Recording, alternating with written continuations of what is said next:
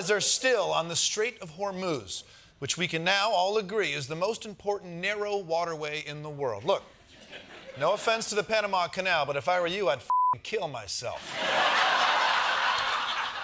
Anyway, as part of Trump's efforts to pressure Iran to open the strait, the U.S. Navy is blockading all Iranian ports along the coastline, which is a very complex, difficult task. But luckily, we've got the steady, stable leadership of U.S. Navy Secretary Jon Phelan to get the job done. U.S. Navy Secretary Jon Phelan ousted from his position effective immediately. What? You're in the middle of a major naval operation and you're firing the guy whose job is to be in charge of major naval operations? Just because what? He looks like a high school principal who's always asking the girls for hugs? How else are you going to say congrats on sophomore year? There must be a reason.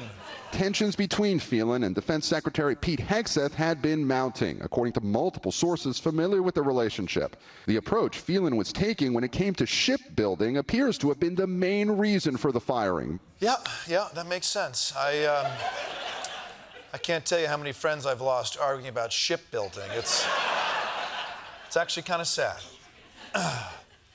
Tim, Gary, Todd, I know we haven't spoken since our big fight about whether a displacement hull is superior to a semi-displacement hull, but I still think that a semi-displacement offers better balance of range and speed, but I wish it hadn't torn our friendship apart, especially since none of us were actually building a ship.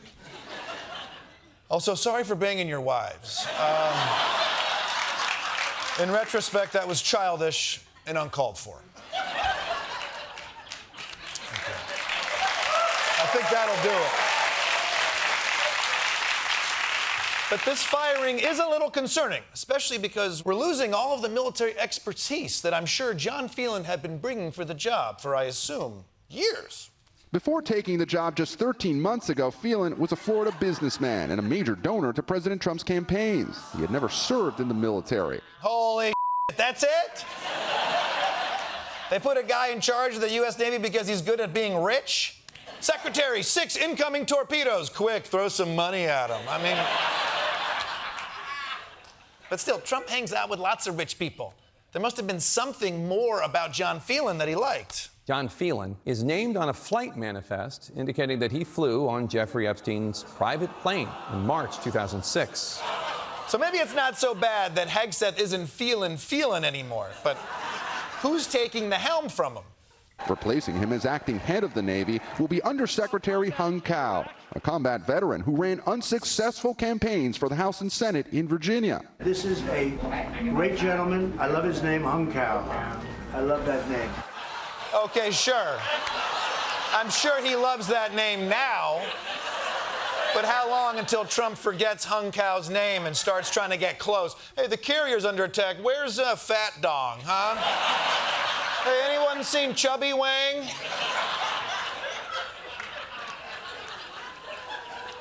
By the way, Hung Cao was my nickname in high school.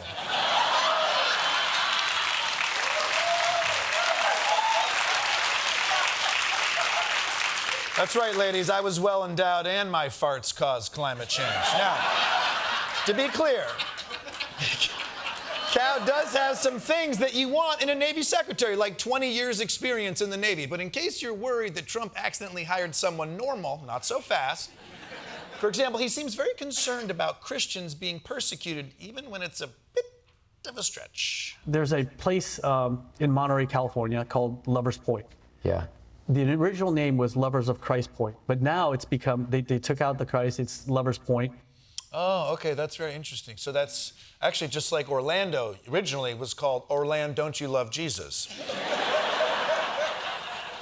Is changing it from Lovers of Christ Point to Lovers Point that big of a deal? I mean, if they changed it to Rim Job Lovers Point, yeah, fine. That might send a signal. But they didn't, and that's why I have no interest in going. But sorry, I interrupted. You were talking about how all the Christians were driven out of Monterey, California. So what happened next? And it's really, Monterey is a very dark place now. Yeah. A lot of witchcraft and the Wiccan community has really taken over there. And we can't let that happen in Virginia.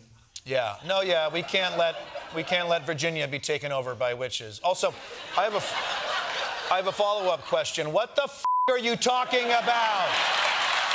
Why? I mean, why is everybody they appoint so f***ing crazy? Can they just find a normal person with a normal head on his shoulders who believes normal things? What kind of sailors does this guy even want to recruit? When you're using a drag queen to recruit for the Navy, that's not the people we want. What we need is alpha males and alpha females. Alpha females, right? So drag queens.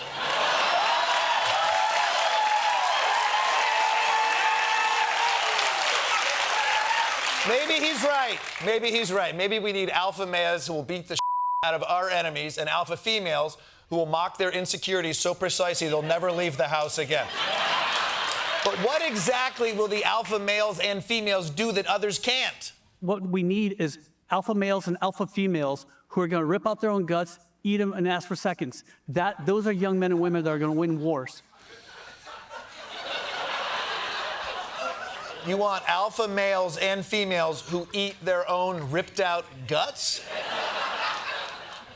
Maybe I don't know what war is. I mean, I guess it might freak out the enemy if they see the alpha soldiers pulling out their own stomachs and eating them, but that's only going to work once. Also, not to be nitpicky, but if you eat your own guts, where do they go?